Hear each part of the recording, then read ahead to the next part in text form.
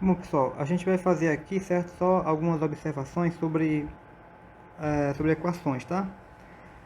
Olha só, uma equação, essencialmente, ela é uma balança, certo? E como uma balança, tudo que a gente faz de um lado, a gente também tem que fazer do outro, certo? Então você tem aqui, ó, por exemplo, se a gente quiser descobrir, certo, o valor de x aqui, desse bloco aqui, quanto pesa esse bloco aqui, certo? Esses três blocos, né? Cada bloco desse aqui tem o mesmo valor, certo? Tem o mesmo peso. O que a gente tem que fazer? Tipo, a gente não pode simplesmente tirar esse negócio daqui, certo? Esse peso daqui, senão a balança vai desequilibrar, né? Isso aqui vai ficar mais pesado, isso aqui vai descer. Então, assim, uma equação na igualdade, a igualdade ela representa exatamente esse equilíbrio da balança. Então, o que a gente faz de um lado, certo? Da balança, tem que fazer do outro. Então, se você tira 10 de um lado, tem que tirar 10 do outro. Se você tira 100 de um lado, tem que tirar 100 do outro. E assim vai, certo? Esquematicamente, né, ou melhor dizendo, matematicamente falando, certo? Essa representação aqui, certo? Do que está desenhado aqui, é isso aqui. 2x mais, né, do lado esquerdo nós temos 2x mais 500 mais 100. E do outro lado, né, do lado direito, nós temos x mais 250 mais 500, certo? Esse primeiro lado aqui a gente chama de primeiro membro, e o outro lado nós chamamos de segundo membro. E aí tem a regra, né? Quando a gente passar de um lado para o outro, né, que eu acho que vocês já sabem, tem que trocar o sinal. Só que essa troca do sinal é justamente pelo quê? É justamente por causa é exatamente a razão disso. A gente, como uma balança, você não pode simplesmente tirar uma coisa de um lado e ficar por isso mesmo. A gente tem que fazer o mesmo peso que a gente tirou de um lado, também tem que tirar do outro, certo? Então, aqui o que a gente vai fazer? A primeira coisa que a gente vai fazer aqui é tirar esse x daqui. Eu quero que o x fique só desse lado de cá, no primeiro membro, certo? Então, ó, para eu tirar esse x daqui, então esse x a gente tem que tirar daqui. Então eu vou tirar o x aqui, ó. Então a gente tirou. Eu estou subtraindo, né? Tirar é subtrair. Então eu estou subtraindo o x. Só que, voltando ao caso aqui da balança, certo? Também tenho que tirar um x lá do outro lado, certo? Porque eu não posso tirar uma coisa de um lado e deixar o outro lado lá, né? Senão vai desequilibrar a balança. Ok, então aqui, ó, vai ficar o que, ó? 2x menos x dá x, né? A gente já pode somar isso daqui e pode somar também isso daqui, certo? Então a gente fica com essa expressão aqui, x mais 600 igual a 750. Bom, eu quero deixar o x sozinho aqui desse lado, né? E aí, o que a gente vai fazer? Eu vou subtrair 600 desse lado e também tenho que subtrair 600 desse lado para não desequilibrar a balança. Então, eu tiro 600 de um lado, 600 do outro, e do lado esquerdo aqui eu fico com x, e desse outro lado eu fico com 150. Então, a gente já sabe quanto é o valor de x, né? Ok. Para se a gente quiser verificar, né, se isso aqui realmente é a solução da equação dada aqui, certo? O que a gente tem que fazer? Tem que vir com o valor de x aqui na equação, substituir aqui no primeiro membro, substituir no segundo membro e ver se os dois membros realmente ficam iguais, tá? Então, por exemplo, no primeiro membro, se a gente fizer o x igual a 150, né? A gente vai ter igual isso aqui, 2 vezes 150 mais 500 mais 100, isso vai dar 900. Se a gente fizer a mesma coisa no segundo membro, né? Substituir o x aqui, ó, 150, né?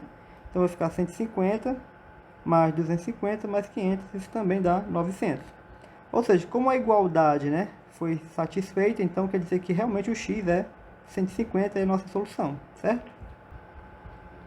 Olha, mais algumas observações aqui que são importantes, né? Exatamente, voltando à questão da balança, certo? Essa passagem, né, que a gente faz de um lado para o outro é justamente em razão dessas operações aqui, ó, das operações inversas. A adição, tá? A operação inversa da adição é a subtração. A operação inversa da multiplicação é a divisão. A operação inversa da potência é a radiciação, certo? Então, assim, se de um lado está somando, né, do outro, aquele lado que você tem um número que está somando de um lado da equação, tem que passar para o outro lado subtraindo. certo? Como a gente fez lá agora há pouco, certo? Deixa eu só voltar aqui um pouquinho. Por exemplo, quando a gente passou aqui, ó, geralmente a gente não faz essa passagem, tirar o x dos dois lados, né? Por exemplo, a gente simplesmente passa o x de um lado para o outro, só subtraindo, certo? Esse x que estava aqui, ó, esse x que estava aqui, que estava somando, ele vai, a gente diz que ele passa para o outro lado, subtraindo, ó, certo?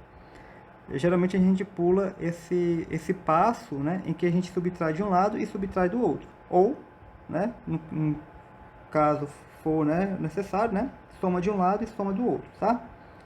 Então, assim, a operação inversa da adição é a subtração, a operação inversa da multiplicação é a divisão e a operação inversa da potência é a radiciação, certo? Então, só para a gente ver aqui um exemplo, se eu tenho 2x mais 1 igual a 5, veja, o 1 está somando desse lado. Então ele tem que ir para o outro lado subtraindo. A gente não vai precisar ficar fazendo sempre aquela coisa, né? Subtrair de um lado o 1 e subtrair do lado e subtrair daqui 1, certo? Então a gente já pode aplicar essa regra aqui. Quando passar de um lado para o outro, passa subtraindo, né? Se for adição. Se aqui estiver subtraindo, então tem que passar somando. Então vai ficar 2x igual a 5 menos 1, 2x igual a 4. E agora a gente aplica a outra regra, ó. A operação inversa da multiplicação é a divisão.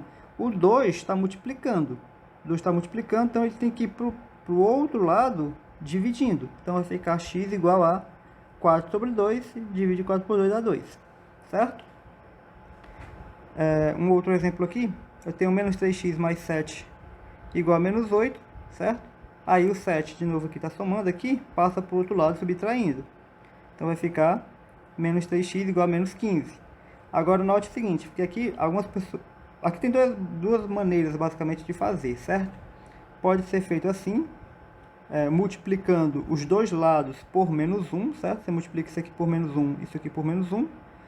Tá? Então, multiplicar por menos 1 é trocar o sinal de todos os elementos. Então, se aqui está menos, vai ficar mais. Está menos, então vai ficar mais. Certo? Então, vai ficar 3x igual a 15.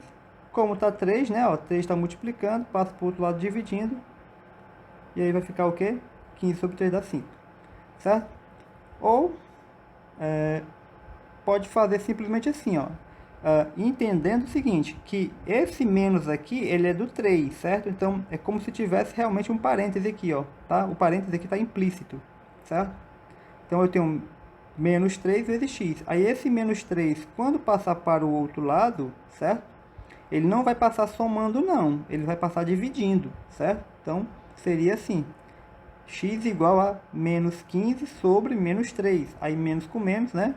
Na divisão dá mais, então 15 por 3 dá 5, tá? Um exemplo aqui da questão das potências, quando eu tenho assim, x ao quadrado igual a 4, né? Eu tenho x igual a mais ou menos raiz quadrada de 4, certo?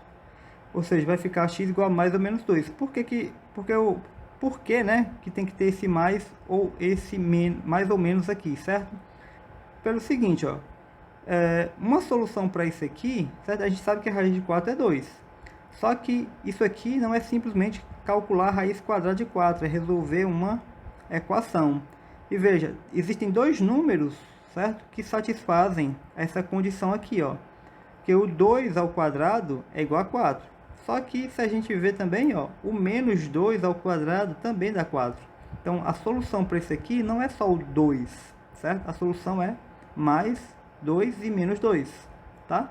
Então, esse tipo de equação aqui, tá? A gente vai resolver assim, tá? Sempre colocando mais ou menos. Agora, só quando, né, o mais ou menos só vai aparecer quando o expoente aqui, ó, for um número par. Se o expoente for ímpar, não precisa. Tipo, se eu tenho x ao cubo igual a 64, eu vou ficar com x igual a raiz cúbica de 64. Não precisa do mais ou menos, tá? Basta calcular. Raiz cúbica de 64 é 4, tá? Isso porque, né, se a gente fizer 4 ao cubo, dá 64, né? Certo? raiz cúbica de 64 é igual a 4, por quê? Porque 4 vezes 4 vezes 4 dá 64, ok?